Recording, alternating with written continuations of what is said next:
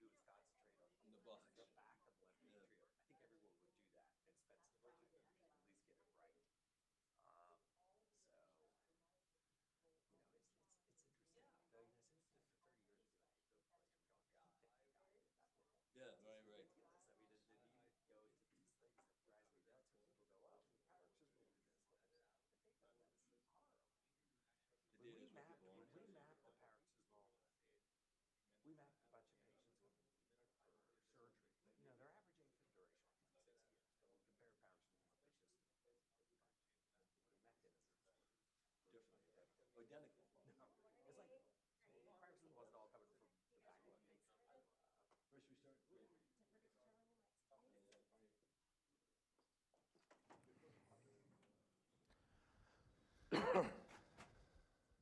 Good morning, everyone. Welcome to Grand Rounds. Just a few housekeeping components. Please remember to complete the surveys. They're important to maintain our CME accreditation and to continue to deliver appropriate content to you. As you all know, video conferencing and videotaping. We are videotaping and live streaming, and we're on Facebook Live. So if you have questions, and I'm sure you will after this great presentation, please use the microphones to ask the questions. The live stream recording of our weekly conferences are also available for viewing on YouTube immediately after the event. Lastly and not least, please don't forget about our next conference, CMR workshop on April 23rd through the 27th, and you can register now. I guess our next conference has already started right next door at the Re-Evolution conference, and with that, it really is an honor and a pleasure to introduce our speaker for this morning, Dr. Ralph Damiano, who is truly an international leader in cardiac surgery, perhaps one of the few remaining true surgical scientists. Dr. Damiano trained at the prestigious and rigorous Duke surgical and cardiothoracic surgical training program. Currently, Dr. Damiano is the Evarts Graham Professor of Surgery at Washington University in St. Louis in Barnes-Jewish Hospital. He's the co-director of the Heart and Vascular Center and truly is an internationally respected leader in surgical treatment of atrial fibrillation, and that will be the focus of his topic this morning. So with that, I'll introduce Dr. Damiano.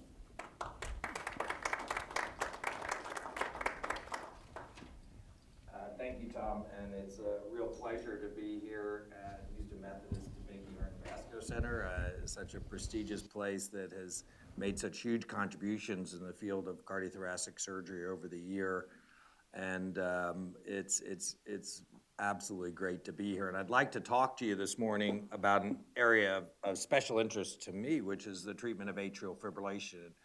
We've been very involved in that over the last 30 years, and I'd like to share with you some of our insights, but particularly to try to look and focus on the treatment of atrial fibrillation in patients with valve disease, particularly mitral valve disease, because these are patients that commonly are coming to surgery. And I hope to show you over the next 45 minutes or so how the field still has a long way to go. The first surgery for atrial fibrillation was done in St. Louis about 30 years ago, just over 30 years ago, and it's termed the Mays procedure. It's been modified and altered over the years, but still remains very effective. Yet despite having done surgical ablation for atrial fibrillation for so many decades, the field still remains quite confusing, and I hope to shed some light on that and perhaps a way out of the conundrum which we've had. These are my disclosures, and I'd like to start just by acknowledging my research team, both in the basic laboratory and clinical research team that have done most of the work I'll show you. We've been really led over the years by the lab director, Rick Schuessler, who helped develop the original Mays procedure with Jim Cox. And we have a lot of collaborators in radiology and engineering and cardiology that have really helped do all this work. Probably who I really need to thank these are the lists of the fellows and medical students over the last 10 years who really have done a lot of what I'll show you and got it into print. And then I would be remiss not to thank the NIH, which has funded our R01 on surgical treatment of atrial fibrillation for 32 straight years. So why talk about mitral valve disease? If you really go to most talks on AFib, they talk about lone AFib, particularly in cardiology conferences. Well, the problem, I really think this has been ignored, and part of the problem why we don't treat it all that well. It's one of the most common causes of AFib in the world, and in fact, in patients with rheumatic heart disease, about 30 to 40% will develop atrial fibrillation. That still remains a huge problem, particularly in Asia. In degenerative disease, if you have a flail leaflet, about 40% of people just followed will develop AFib by 10 years, and I'll talk to you a little bit about our work in that population.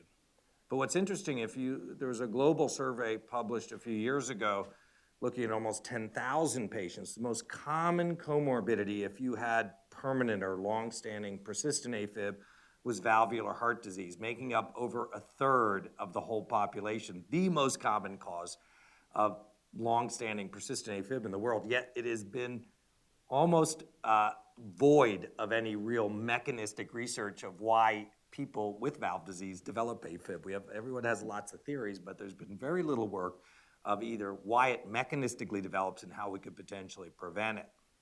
When we look at our own volume, this was a paper we published back in 2011, but it's true today. If you look at patients, these are patients referred to Washington University for cardiac surgery, and about a third of our mitral population had a preoperative history of AFib. But interestingly, if you look at this, if you look at the CABG population, 10%, but it makes up such a big part of our volume.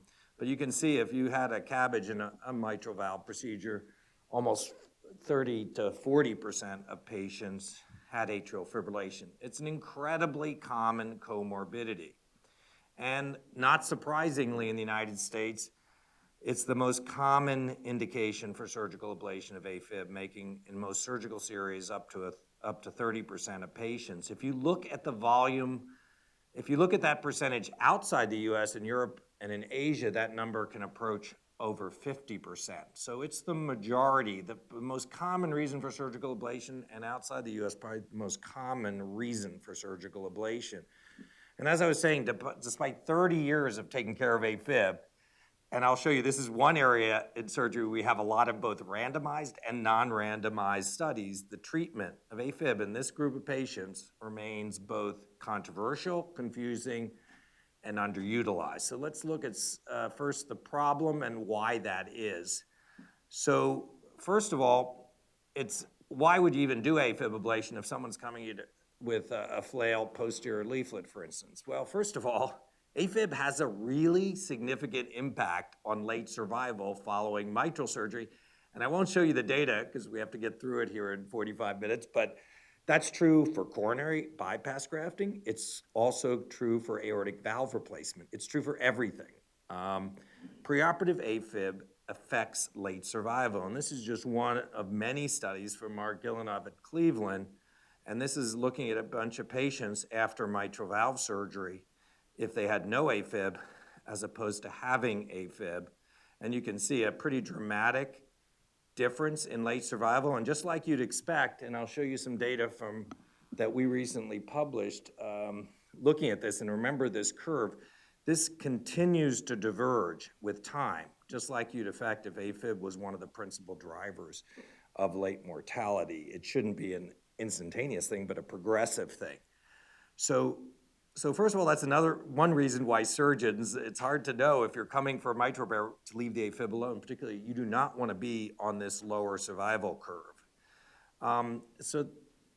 And what about other besides survival? Well, there are some really good retrospective studies that have shown that if you treat the AFib, particularly if you do a maze procedure, you not only are able to restore sinus rhythm, but you can decrease stroke rate and improve ventricular function. I'll show you just a little look at this data. This is an older study, but one of the largest in the literature, of about 363 patients with degenerative mitral valve disease and preoperative AFib.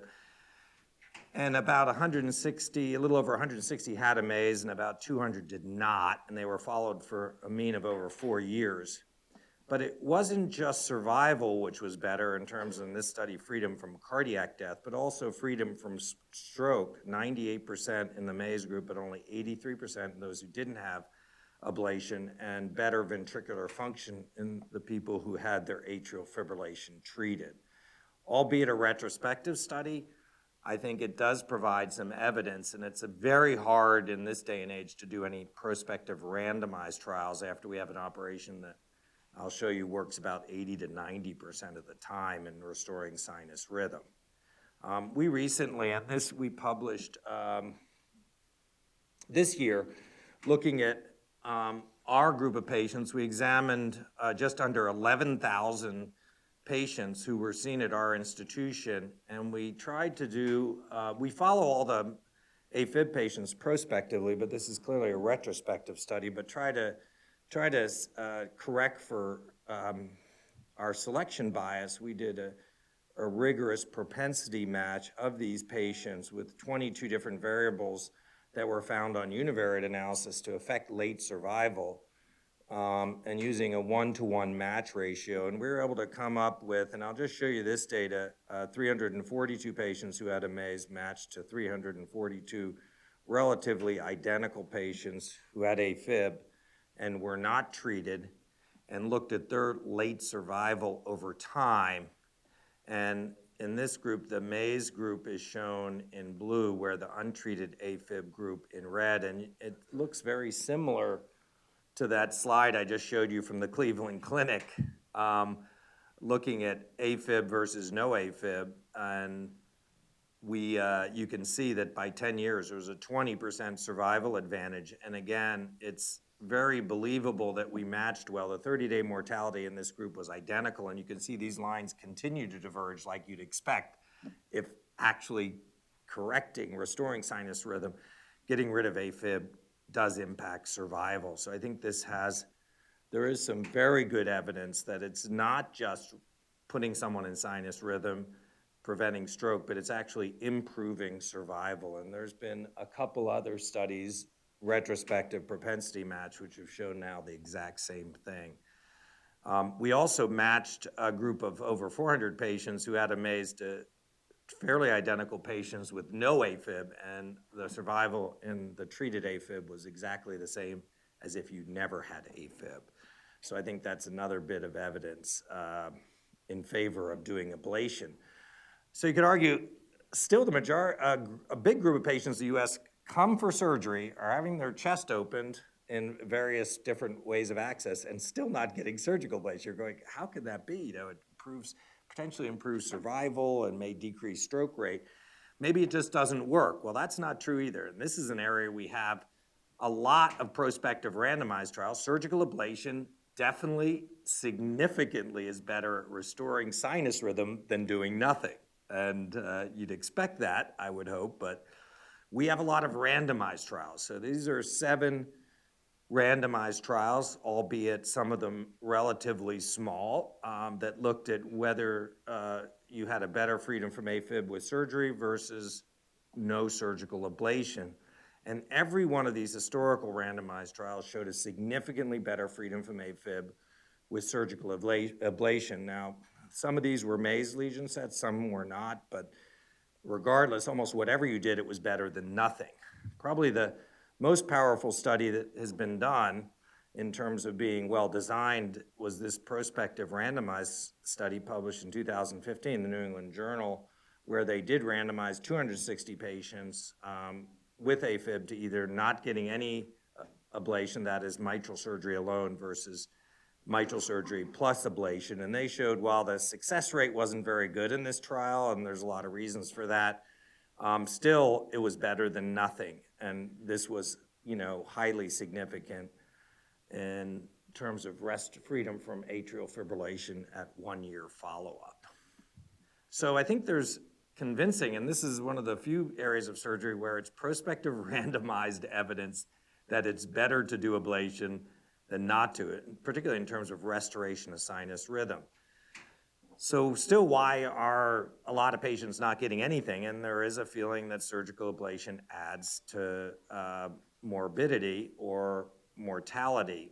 And that really is not true. And in these 260 patients, again, it's a small trial, but there was no difference between the no ablation versus ablation group in terms of major cardiac and cerebrovascular adverse events, readmission, or mortality rates. So adding ablation does not add to morbidity and mortality. And in fact, I won't show it, but the recent look at the STS database, and it's a very flawed study. I was an author on the paper, but it actually showed that if you did ablation, you had a lower 30-day mortality, probably due to still selection bias in terms of doing ablation, but whatever, even in the big registry studies, it does not add, it certainly doesn't add to morbidity or mortality, and there's some evidence that it may actually lower, particularly early mortality. So I would say we have a pretty good treatment imperative in this group in that AFib is common. Over a third of the patients have it. If you don't treat it, they have worse late survival and likely a higher stroke rate. And we have multiple randomized studies showing that AFib ablation is both safe and effective. So you'd say everyone should be getting it, but no, it's not the case. So let's look at where we are in 2018. So first of all, what should we do? The most effective gold standard in terms of surgical ablation is the Cox-Maze procedure, which I've referred to, and how effective is it in patients with mitral disease? And the answer is fairly effective. And like I said, the Maze procedure was first done in 1987 at Barnes-Jewish Hospital by Jim Cox, shown here. And it started out to be quite an aggressive operation with this is a cartoon look at it. It was a lot worse in real life, but just a myriad of different incisions on the left and right atrium that were designed to pretty much, we couldn't figure out what caused AFib, so this was done to prevent all types of AFib. The reality was this was too complicated. It really worked well, but it was too complicated for most people to do. And really, even at its height, just at the beginning of the millennium, 1999, 2000, it was estimated that only about 400 cases, these cases were done worldwide, and most in just a handful of centers.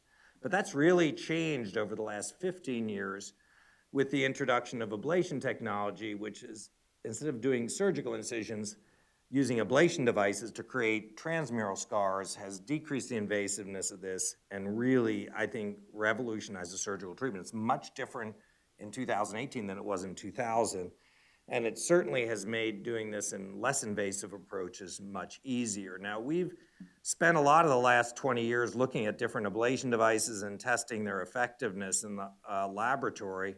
And the two best devices after a lot of testing were these bipolar radiofrequency clamps in which the electrodes are embedded in the jaws of the clamp. They're very effective, very quick, and are really good at creating transmural lesions.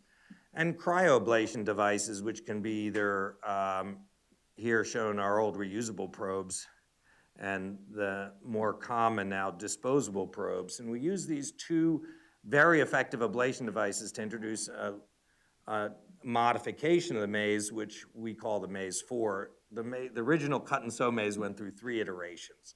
And this was using the bipolar clamps that I showed you in cryoablation to basically perform the maze procedure. And depending on your approach, you can do it through either 1 small incision or 2 small incisions.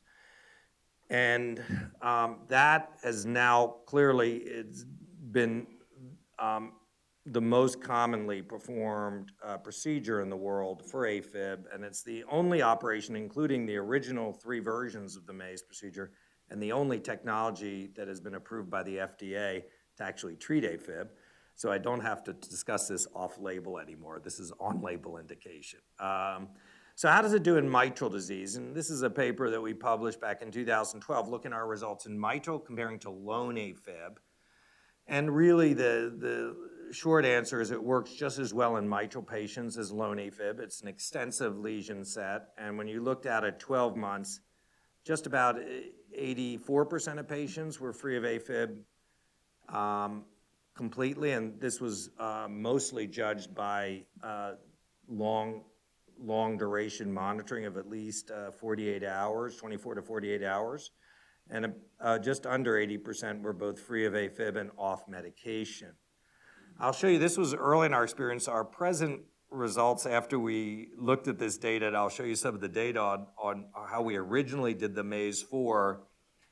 We put in a modification which we realized about in 2008 that it wasn't effective, but it sheds a light into the mechanisms of AFib in this population. But actually it works pretty well, and you can see this is, and these results are really maintained out to 5 years. I'll show you some of that data. Can you do it minimally invasively? Because most people really aren't excited. A lot of mitral surgery is being done minimally invasively. Can you add the maze? And the answer is yes. We do it through a right mini thoracotomy when we do a mitral maze. We use femoral cannulation. We do not do any rib spreading. We just use a soft tissue retractor. You really get a good cosmetic result. This is the incision from here to here. And we looked at whether, if we did it through that small incision with thoracoscopic guidance, is the maze, can we do the lesion set as effective as a sternotomy? And you know, I probably wouldn't be showing you this if the answer was no. The answer is yes, you could do it just as effective. And this is also, I'll be talking a little bit more about this at the Re-Evolution Summit of how you do it, but just in terms of the results, you can see that at 2 years, the freedom from recurrent atrial arrhythmias, again, 3/4 of these patients had some type of prolonged monitoring and was over 80% in both groups. We're still free from AFib. Yellow is sternotomy, red is the mini thoracotomy. But you can see it's very good, and like I said, even out at 5 years, it stays just about at 80%. So it's very good at restoring sinus rhythm. And that's really regardless of what type of AFib you have.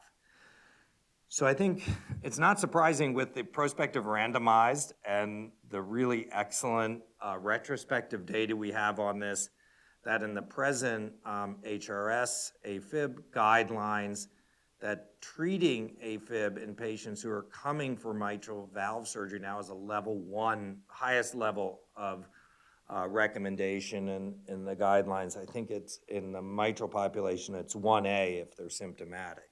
So we have very good evidence for that, and we now have strong guideline recommendations to do it. So what's the sort of, I think that's great. We've made some progress over 30 years, but if you want to look at the bad side is the majority of these patients are still not treated, and not only that, most patients both in Europe and the US receive a lesion set that really hasn't been studied, and that most people in almost all the big registry series just get pulmonary vein isolation. So let's look in the US when, this is a study published last year looking at the STS database from 2011 to 2014. And while the number of patients getting treated has improved, again in 2000 that number was so low that we're getting ablation that it couldn't even be measured.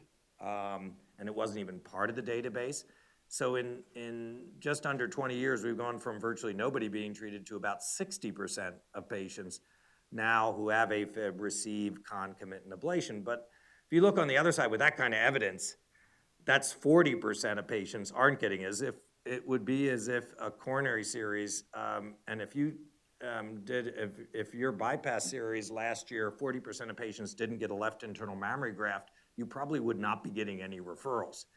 So still a good percent of patients get nothing. But then even the more tragic side of it is if you look what they are getting as opposed to what I've shown you, we've had an operation around for 30 years, we've modified, it can be done quickly with ablation devices, it has excellent results, it's been proven in prospective randomized. The majority just get pulmonary vein isolation alone, which at least I'll try to show you some data that what the little data we have would suggest that it will not work in this mitral population. And this is one of the few really randomized studies that were randomized to look at this, where this is a study from Italy. It's small, but it was very well done study with 100% follow-up, and they looked at pulmonary vein isolation versus more extensive left atrial lesion sets. No one really got a maze.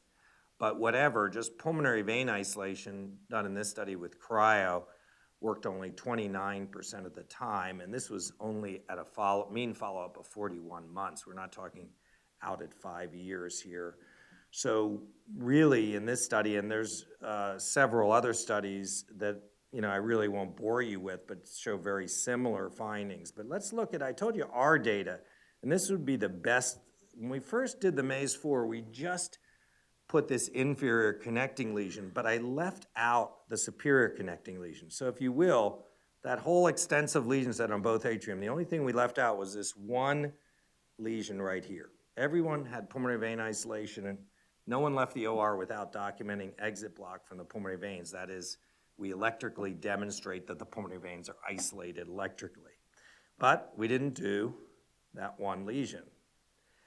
So how did that impact late freedom from AFib? Well, it had a pretty dramatic impact. It didn't have much of an impact at a year, though it was significant. But when you got out to 5 years, and this is 576 consecutive patients who either got the box or no box, we didn't do that lesion for about 3 consecutive years. And you can see this would be the best case with pulmonary vein isolation because all these patients also had right atrial lesions, but at 5 years, only a third were both free of AFib and off drugs. The freedom on drugs was higher in both groups, but still significantly worse if you didn't have a box. But there are not many surgical operations I can think of where we would be happy as surgeons with a 30% success rate at 5 years, and probably we wouldn't get many referrals. So this clearly is not a good strategy, and the question is how to improve the MAZE strategy, and that I'll talk about a little bit later.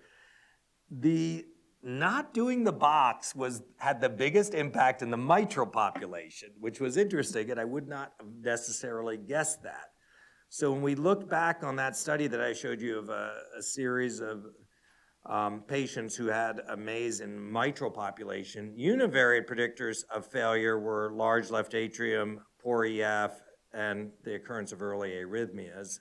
In concomitant disease, the only real predictor was left atrial size, that is in patients with mitral disease and AFib. But in multivariate analysis, the only predictor for failure was failure to isolate that posterior left atrium. That's by not performing this one lesion. And that increased your risk of failure by almost 5-fold. I mean, that's pretty dramatic, odds ratio of 4.8. So clearly, if you just do pulmonary vein isolation in mitral patients, you will not get good late success. And that we've seen in certainly our studies. So you'd argue that after 3 decades, all this evidence that I tried to show you, why the confusion? And I will hold that that's because there have been very few studies looking at the etiology of AFib in patients with mitral disease, despite the fact that as surgeons, those are the patients we most commonly take care of. And in the world at large, it is the most frequent cause of long-standing persistent AFib. So I think this is an area sorely in need of some mechanistic studies that would help define what we should do and when we should do it. Most of the mechanistic studies of AFib that you read in the journals are in patients with lone AFib, and certainly a lot have purposefully excluded patients with organic heart disease. So I'd like in the remainder of my talk just to share with you some of our work in the research laboratory, both clinical and in patients and also in animals, trying to understand what is it about mitral regurgitation that causes AFib and what should we do about it. And this is our present R01. And really, we've looked both in dogs at acute and chronic models of left atrial volume overload. And in patients, we've been doing body surface mapping or electrocardiographic imaging to try to understand mechanisms. And I'll go through this, and then we should have some time for discussion. But first, just in dogs, what happens if you have acute left atrial volume overload? One of the problems is we wanted something that's reversible, so you can't just go in and cut the mitral valve, which has been the most common model of people who've cut the chordae. The problem is once you cut them, it's been very hard until recently, maybe with some of these percutaneous chordal replacements, to get it to stop leaking so you could see what the recovery is. So what we've done is develop both in this acute model and then a little more elegantly in a chronic model, a shunt that we put between the left ventricular apex and the left atrium. And this is just the example in this study. And then use that, we can titrate this shunt to create a shunt fraction of 40 to anywhere up to 60% is actually surprisingly tolerated pretty well in animals. And then look at the acute effects. Now you would think acute MR, we have to know what the effects of that are acute, but actually the literature on that is incredibly confusing because, you know, looking at it in isolated little Langendorf prep as opposed to a whole model is probably very different. So, you know, actually even that area has been controversial. This is a study, we published it a couple years ago, where we looked at the effects of acute left atrial volume load or a surrogate for MR, and clearly acute, this is baseline, and red is maximal left atrial pressure, and green is mean, and you can see you get a marked increase with the shunt open in left atrial pressure, maximal left atrial pressure, and when you close the shunt, that reverses. That also results in an acute increase in left atrial volume. The electrophysiologic effects of having an immediate shunt fraction of just under 50% were not very dramatic, actually, but there was a significant increase in atrial conduction time, which we'll term TAT here, but we didn't see any changes in effective or refractory period or inhomogeneity, which just says, you know, we have an indice to look at how homogeneous the conduction is across the atrium. If it's a nice steady and homogeneous wave of activation, or it's very inhomogeneous, which has been associated with arrhythmias. And you can see this is activation, red being early and blue being late, with the control left atrium, and then you can see more blue as you open the shunt, so the total atrial conduction time increased, and that was significant in every, and then returned to normal with the shunt closed. But that was about all we could see, is probably whether it's related to stretch.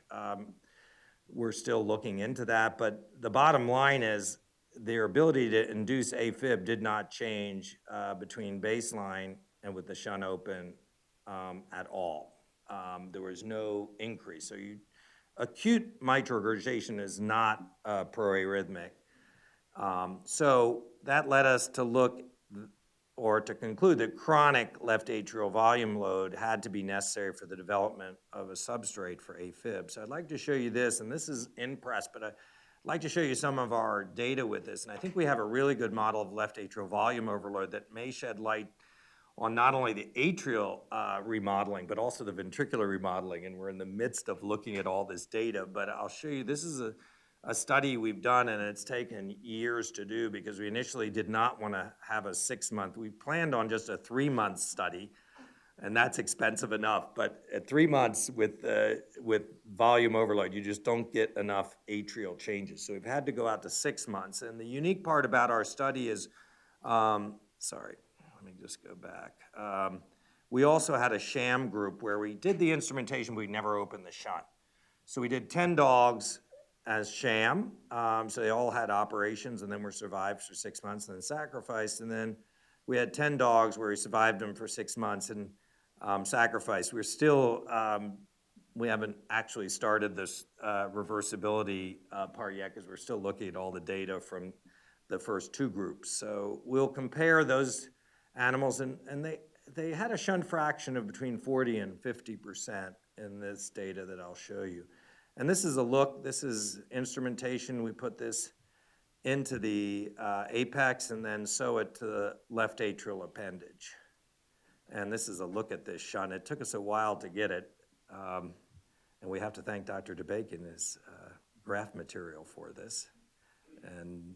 But we used a combination of PTFE and woven Dacron. So that's just a look at it. This is at 6 months. Our average shunt fraction was 46%. No dog had clinical signs of heart failure, and this is just a look at the left ventricular side, and you can see these shunts really endothelialized well, and we did not have any thrombosis once we were able to, it took us about a year to come up with the right way to manufacture these apical to atrial shunts. And I'd like to just show you, this is a TE at 6 months. This dog had a 3-centimeter atrium, and you can see at 6 months it was up to 6. And there is the flow coming through the shunt. So you can see the jet mimics MR. Interestingly, over time, some of the dogs developed real MR, and this is a look at the flow in the shunt at 6 months. We also did MRI, and I'll show you a little bit of data on that because we're interested in that from a way to define the mechanisms. And you can see here is the shunt. We can also see, which was interesting, and we weren't expecting it, this ventricular function. There was a big impact on ventricular function in the shunt dogs of having a shunt fraction of 50% for 6 months. And expected in the shunt dogs shown in red, we saw a progressive and highly significant decrease in left ventricular ejection fraction. And that was not seen in the sham dog, so it wasn't just from having your apex instrumented. We also have done pretty extensive electrophysiologic studies mapping these dogs both at baseline and 6 months with these form-fitting custom-made epicardial plaques with 250 bipolar electrodes. I won't bore you with a lot of it, but we looked at effective refractory periods and also different measures of conduction. And this is just, again, the sites we looked at ERP from both left and right atrium. But the first thing we did see, which was interesting, and this was similar to the acute MR studies, which I showed you, is that atrial activation time significantly increased. And this, again, total atrial conduction time. And these are the activation maps, again, red being early and then going to blue, which is late. But you can see, and this is the same animal pre and post, you know, very much slowing of conduction, a lot more blue colors. And that was true for the whole group. But as opposed to what I showed you acutely, now not only it was slower, but it was much more homogeneous, I should say. And that is what predisposes you to arrhythmias. And the reason for that, we have some hypotheses, but you can see here that you have a very nice, nice wave of conduction which activates the atrium here. But here it's much more broken up and the lines are much more curvilinear, if you will. And we have a way to quantify that by looking at phase difference between different electrodes. And not in the sham group, but in the shunt group, the index of inhomogeneity for the left atrium was significantly higher after 6 months. Also interesting in this study was that if you looked at effective refractory period, it had dropped. And lower effective refractory period is definitely proarrhythmic. And compared to the sham animals in yellow, the shunt animals, both in right and left atrium, had significantly shorter effective refractory periods. And what we did show was, as opposed to the acute model, now we could really induce AFib. And this is a log scale. So it's more impressive than it even looks. At the time of induced AFib, here it's only about 10 seconds in the sham, and in the shunt group it's up at 1,000 seconds. And we had one animal go into AFib and stay in it, but most of the animals, you really have to pace them into AFib. Now, what was interesting in these, we used MRI to do scar mapping, and so we definitely have the substrate, and this is a 3D picture of the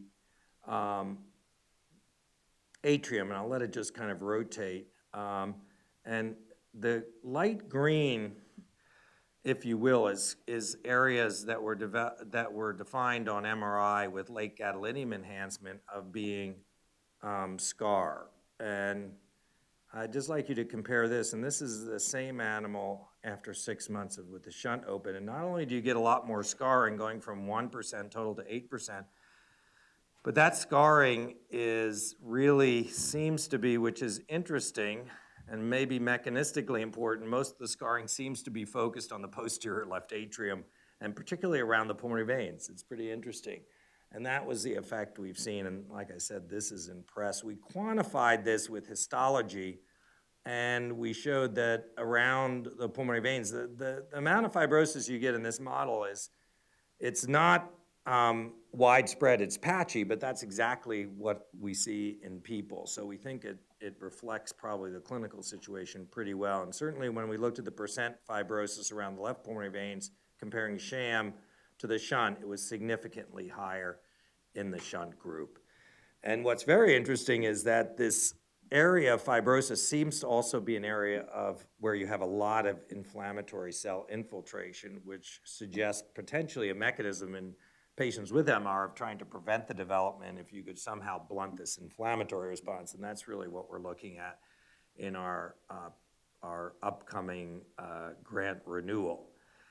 So I think we've developed a controllable, and it is a reversible canine shunt model. We haven't looked yet at reversibility of these changes, which would be very interesting, because there may be ways we can predict that if a patient was referred to you and they just had one episode of AFib, you could do perhaps a scar map, and I'll show you some of our data with this body surface mapping, and say, don't do it. The substrate isn't bad. If you probably correct the MR alone, they'll get better. There are other patients that we maybe could tell you that even though they had no documented AFib, you maybe should do an ablation. So we think that a better understanding of the pathophysiology of AFib in patients with mitral regurgitation would help to both optimize the timing, but also the type of surgical ablation in these patients. So what I'd like to end with is just some work we've done in patients who were referred to me for mitral valve repair. And what we did to try to understand, and hopefully you'll see that what has been, I think, gratifying is our data from our clinical experience has very much mimicked what I just showed you in animals. So I think our model may help let us look at reversibility and mechanisms pretty well. But what we did is use electrocardiographic imaging. This is the Cardio Insight system, which presently is commercially available. And it's what you do in this is and this is a patient right here in the upper left-hand corner wearing a jacket of electrodes. And we take the electrical activity from the surface, and using CT scan or MRI, either one can be used, but using anatomic information, we can take those body surface potentials and recreate finally an activation map or frequency analysis of electrical activation of the atrium, both in sinus rhythm and in AFib. It actually works quite a bit better in sinus rhythm, as you can imagine, but you get a lot of data either way.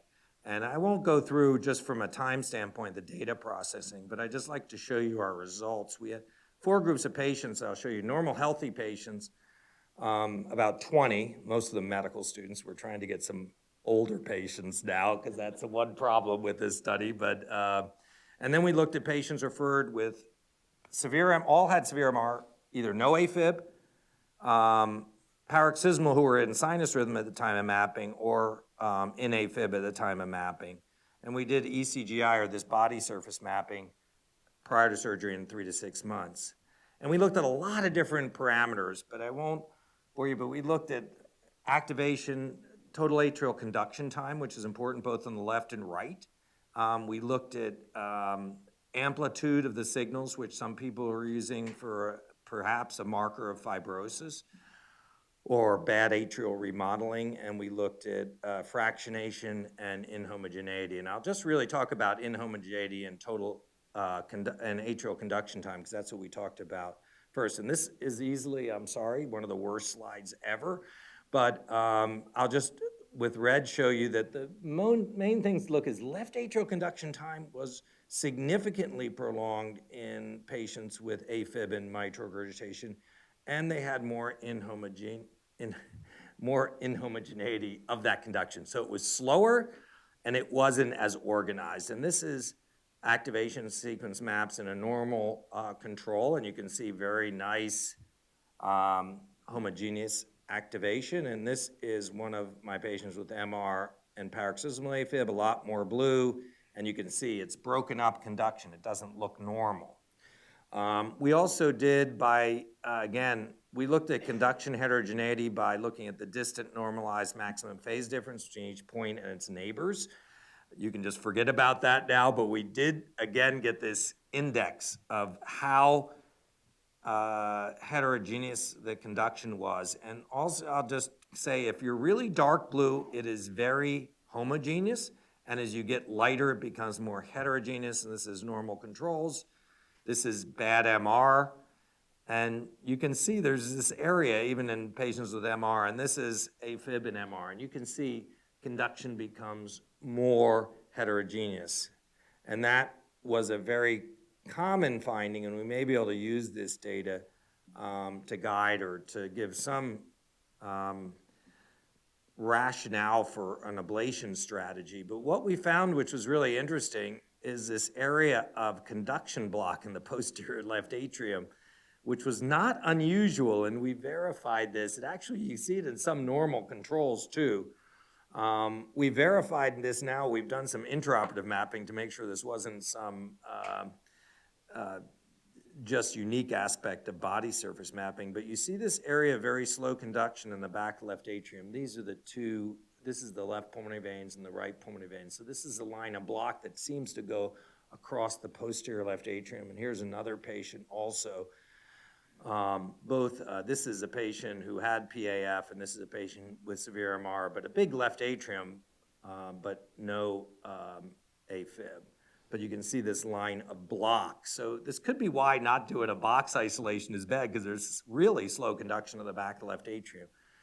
We also saw occasionally, this is a patient with moderate mitral regurgitation who seemed to have a paroxysmal AFib originating from the right veins. And if I had known that before I did the surgery, this might have been a patient where just isolating those, the back left atrium would have been a good strategy. Similar, we took biopsies of the left atrium in all these patients when they came to surgery, and you can see there was definitely significantly more fibrosis in patients who had AFib compared to who did not have AFib, both having severe MR. So it appears that fibrosis, as it may be a marker of substrate remodeling in low AFib, may be a really important marker in these patients, and that's what we're exploring right now. And particularly what we're doing now is we're gonna use, instead of CT, MRI to do get us the anatomic information for ECGI, and then do a combination of scar mapping and electrical mapping, and then hopefully use this as a way to both let us know when we should intervene and then how we should intervene. So I think there is some hope. We still have some ways to go, but for the first time we may have some mechanistic information of why patients with volume overload get MR. And certainly if we could perhaps prevent some of this remodeling, we could, in patients with severe MR, we could, obviate the need for even doing ablation. But particularly, we think this is going to be really helpful for patients who referred for surgery who already have AFib. So in conclusion, I hope I've convinced you here this morning that surgical ablation for AFib at the time of mitral surgery is safe and effective. And it's been convincingly shown with level 1A type evidence that it is really good at restoring sinus rhythm compared to doing nothing. And we now have, I think, some more convincing data that it will improve late survival. And I think as surgeons, it's really still, it bothers me that not only still 40% of the patients aren't being treated, but when they're being treated, almost the majority of people are getting an operation that really has no justification. That's just pulmonary vein isolation. And I think we have a once-in-a-lifetime opportunity to cure AFib at the time of mitral surgery. And I think as surgeons, someone said earlier we're trying to compete with the cardiologists. We're not. These are patients referred for surgery. I mean, we just have to do a better job of that, and we have a ton of evidence. But that said and done, we don't have good mechanistic evidence. We don't have a really good preoperative diagnostic study that tells us what to do, like we do with echocardiography with valvular heart disease, which defines the absolute etiology, for instance, of degenerative mitral regurgitation. We don't have anatomy like we get from cardiac catheterization or IFR for coronary disease. But I think there's some hope now with a combination of two non-invasive studies, MRI and ECGI, that will not only be able to better define the mechanism of AFib, but also design more effective ablation strategies. Thank you very much, and I'll be happy to take any questions.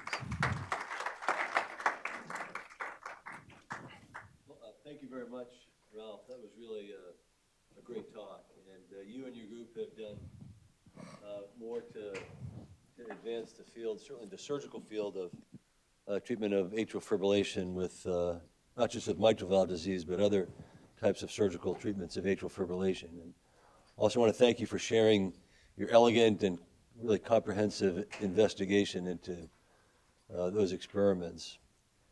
You know, it's certainly from the surgical literature, there's a lot of confusing reports about what is the appropriate lesion set. And you've demonstrated that the Cox-Maze 4 procedure is easy to do, it's reproducible and durable. One end of the spectrum, people talk about just clipping the atrial appendage. Can you, and thinking that's a surrogate for atrial fibrillation operation, can you talk about that a little bit?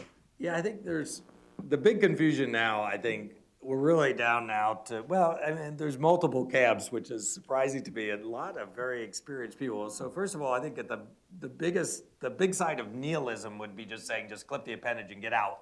Immediate risk patients who are potentially very good TAVR patients, but for technical concerns, may be better off with surgery. And this is where you have equipoise. This is where you're able to argue based on the height of the coronaries, based on the amount of calcification, based on various other technical issues within the implantation, that maybe for this patient, surgery is a better option, even though it's a little bit more invasive. It's still the gold standard. So imaging review, you have to have imaging review of the access to plan out your route. You have to have valve sizing, so you look at the actual valve and see how big the valve is and where to implant the valve and at what depth and which valve to choose. And then you also look for several pitfalls. You have to look at the aortic pathology. If there's a patient having a lot of tortuosity, is there an aneurysm there? Is there bicuspid disease? Is there low coronary low coronary height? Or is there excess or asymmetric calcification? And as you start doing these procedures, this is really what you will have to do. These are the measurements that are captured on every single patient that's going for a TAVR, and you should be able to do that yourself based on the CT scan and CTA that's done at your institution, but also you'll get help from the industry who's supporting this, whether the Edwards or the Medtronic people. So let's go through this, because this is really a big part of a TAVR procedure, and a lot of it will be based on the annular anatomy. So you have to know the major and minor axis through the 3 sinuses. You also have to know the perimeter and the area of the valve. So these are all important numbers to know in order to size the valve appropriately. You're not going to be using a surgical sizer, so you're using these to size the valve. And then you also look at access. This patient, for example, has very small right and left arteries on either side and on the femoral, and maybe a better candidate for alternative access. So that's one of the things that you need to know. Other things from the aortic aspect, you need to know the sinuses, how big they are, because if they don't have adequate sinus diameter, then that may pose an increased risk for coronary obstruction, especially if the height of the coronary arteries from the annulus of the valve is not more than 10 millimeters or so. So the lower the coronary height and the smaller the sinuses, the more chances you have of coronary obstruction or other complications in that way, and therefore you need to plan adequately for that. And these are some of the pictures that you'll be looking at. So the valve implant, you look at the sizes of the annulus. The CTA is really where you get about 90% of your information, and it needs to be done well. It's a cardiac gated CT. You look at the calcium across the aortic valve leaflets, you get the sinus diameters and the coronary height and location. For access, clearly a patient like this is different than a patient at the lower panel. So with this patient, you can see that there's significant calcification throughout, and may benefit from either a protected approach where you go in with a contralateral wire in order to be able to get adequate control of the vascular access, or just choose a different route approach with a alternative access altogether. And those are, you can use a subclavian approach, you can use direct aortic, you can use carotid, transapical, even some people who are brave enough would try transcaval. And you can learn about all of these techniques in other venues. So vascular access with ultrasound guided, you usually put a large bore sheath in the main artery of where the valve is going to be delivered. The contralateral area will be the 6 French sheath, and that's where you put your pigtail catheter in order to use as a marker into the aortic root. With the insertion of the large bore sheath, always has to be done under fluoroscopy, and this is where you give your heparin and for an ACT of about 250. So at this point, you've gained access to both femoral arteries, the large bore sheath that is on one side, and a smaller 6 French sheath that is on the other side, and that's what you would use for your angiography and for your for delineating where you are in the aortic anatomy. So the pigtail usually is either in the non-coronary cusp for a core valve procedure, or in the right coronary cusp for a sapien procedure. And this is what typically you have a root angiogram that looks a lot like this. You have a pacing wire in place, and you have a pigtail catheter in the root that delineates your anatomy, and then you're good to go to cross the valve and to deliver what you need to do. And for that, you use a 035 straight soft tip wire, like an emerald wire. You cross the aortic valve, and this is oftentimes based on just going and attempting to do that through multiple attempts, and using the, sometimes it goes straight in, sometimes it's more difficult, but it does take usually a minute or two to get that done. And then after that, you go in, you confirm the location, and then you have to exchange all those catheters through another pigtail within the left ventricle to be able to deliver your main stiff wire. And those stiff wires can be either a Medtronic Confida wire, you can use an Amplatz Super Stiff, you can use a Lunderquist wire, which is the stiffest wire there is, and that will allow you the biggest stability to deliver the valve over the stiff wire within the aortic valve annulus. Once you have that in place, and it's very important for surgeons to change their paradigm, and instead of looking at the groins, all of your vision now is going to be looking at the screen. So as you're deploying and as you're maneuvering and exchanging those wires and catheters, it's very important to keep your eye on the prize, and the prize is not the patient anymore, but rather the monitor in front of you, because that's what's going to decide whether you're going to, how much you minimize the amount of procedures that you're going to do and how much your wire manipulation. So for all those wires, you have to be careful, you have to be... I think we're well past that. I mean, I can't imagine anybody would do that. Yes, I think that would have an impact on their late stroke, but it doesn't restore sinus rhythm. I think, in my opinion, except in elderly high-risk patients, where I think it could be in patients who you do not want to do ablation for various reasons, perhaps they're too risky, perhaps you think that the atrium are so big, or you're going in there doing a double valve and you don't want to add anything. I think clipping the appendage in the elderly particularly is reasonable, but as a strategy overall, it seems very misguided. You have to, probably when I talk to electrophysiologists, we have the perfect ablation environment.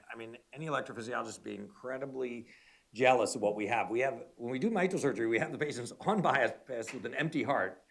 We don't have to worry about blood. We don't have to worry about, char. We don't have to worry about perforating the esophagus like they do. And we can see what we're doing. You have a perfect ablation environment. So we should take advantage of it. That's what I'm saying. These are one patients. Forget about all the rest. Try to do beating heart, thoracoscopic, lone AFib. These are patients on pump, even through small incisions. We do it for the very small incision. You can do a complete lesion set.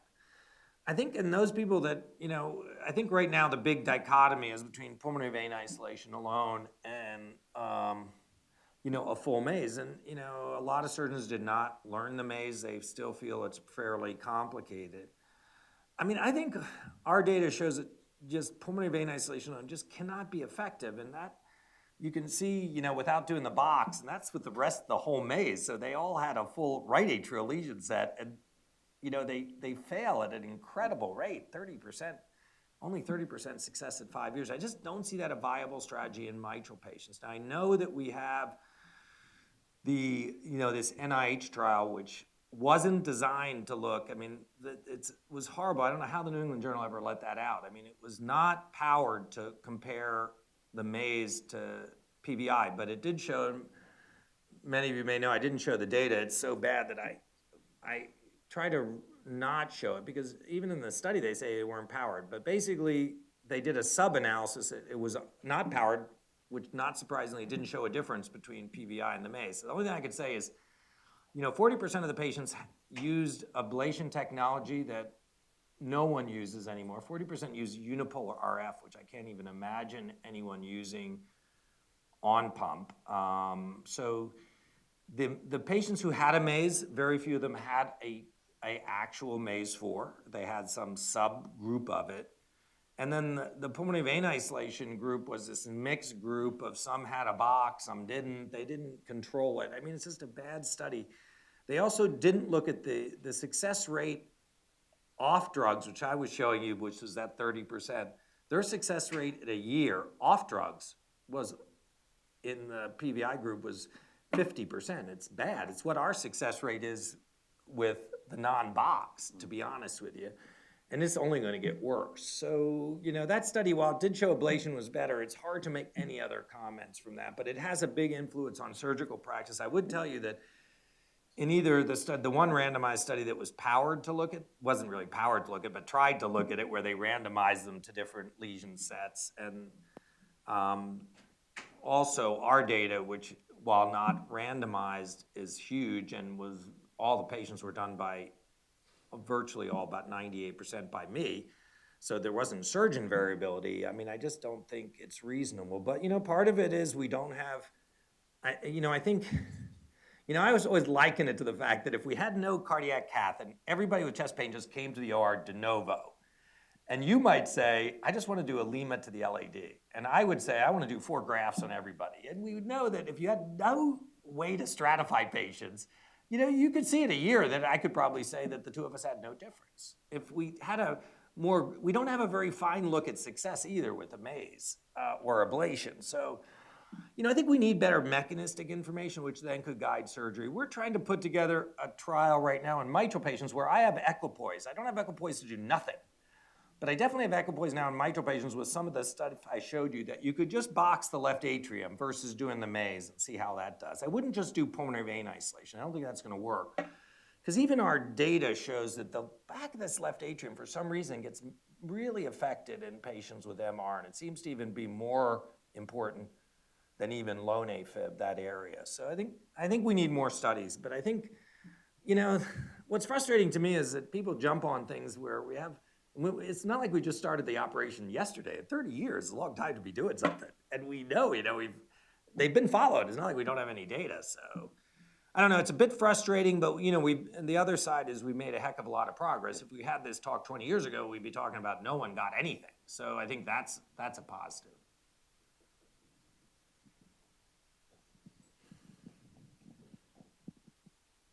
So one thing that is ubiquitous in the ablation literature, be it surgical or catheter-based, is a huge problem of quality control. That you look at a study or you look at an operator experience or a claimed success of an operator and different ablation strategies, you have to assume that at least in each group, 30% of them or more didn't get the intended lesion set. I think that may be one of the problems why the surgical MACE may have had less reproducibility than your data would suggest that it's justified. So I think that may be an issue. I had a comment about the appendage story. So in the Gillinov paper, where they took patients with for mitral valve surgery and randomized them to ablation versus no ablation, but the no ablation patients got the appendage taken out. These were patients with long-standing persistent AFib, and 30% of them were in sinus, just with the appendage taken out, which I find very interesting. I mean, you would expect nothing, but still 30%. I don't know if part of it is remodeling from correcting the MR or not. But in EP, there's now this push for isolating the appendage or providing, or the appendage as a target for AFib ablation by itself. I wonder if you have any opinion about that. Yeah, it's interesting. First of all, I am very familiar with the EP literature on that. And particularly, I think I was just with Dr. Natali, who's a big proponent of that, and people who fail initially, I don't think he does it on his initial strategy, but people who fail their first ablation, they come back, and a lot of the AFib seems to be from the left atrial appendage.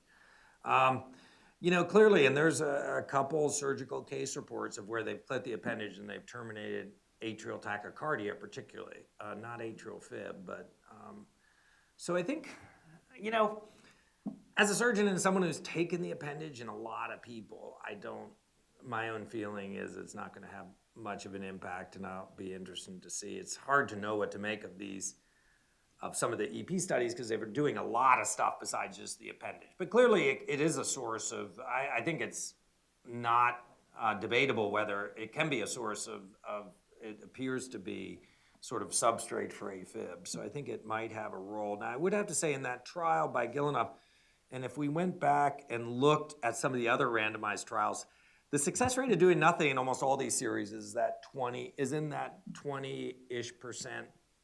And as high as 30% in one series. There's been one series that was done that was even higher than the Gilleneuve. I'm not that surprised because his study actually wasn't all long-standing. It was all non-paroxysmal, but they included anybody with, which I thought was a flaw of the study, they included anybody who was called persistent. But if you have AFib for 48 hours and require cardioversion, you're theoretically persistent. So, I don't know what the problem is still the way you get into these trials is very hard to know. If you come in with an acute, you've acutely ruptured a cord and developed severe MR and you develop some AFib and then it goes away with a cardioversion, you would have gotten into that trial, yet you'd never been tried on any drugs. It may have all been related to sort of this, I don't know if I'd attribute that all to the appendage. I would say that that's not that unusual for the surgical randomized trials for the control group. It was a little bit higher, but he's one of the few, that trial put a lot of, it's hard to read, I have to go back to the appendix, but there was quite a number of just persistent patients, not all long-standing persistent. But you're exactly right, that may be a role. I always tell surgeons, you gotta manage the appendage. Just to prevent stroke, but also there may be some side benefits that you could prevent, and maybe that's another reason why if you do a complete maze, you get pretty good late results. Well, great. Thank you very much. Any other questions? I'd like to thank Dr. Damiano for a terrific talk. Thank you.